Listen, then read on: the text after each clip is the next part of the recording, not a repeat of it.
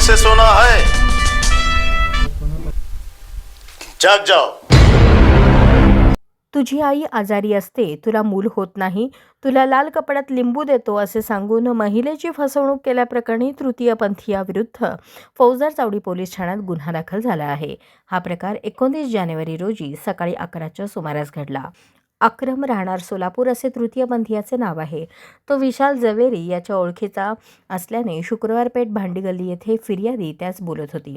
घरच्या परिस्थितीवर बोलताना तृतीयपंथीयाने फिर्यादी महिलेस लिंबू देतो अशी बतावणी करून तिच्या गळ्यातील 20,000 रुपये किमतीचे सोन्याचे दागिने लाल कपड्याच्या तुकड्यात बांधल्यासारखे करून ते पर्समध्ये ठेवले।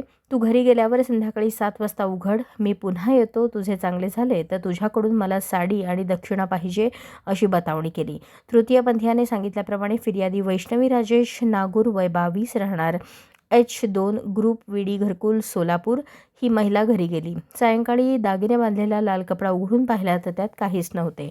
आपली फसवणूक झाल्याचे लक्षात आल्यानंतर महिलेने फौजदार चावडी पोलीस ठाण्यात फिर्याद दिली। या प्रकरणी अधिक तपास महिला पोलीस उपनिरीक्षक जेऊ घाले करत आहेत।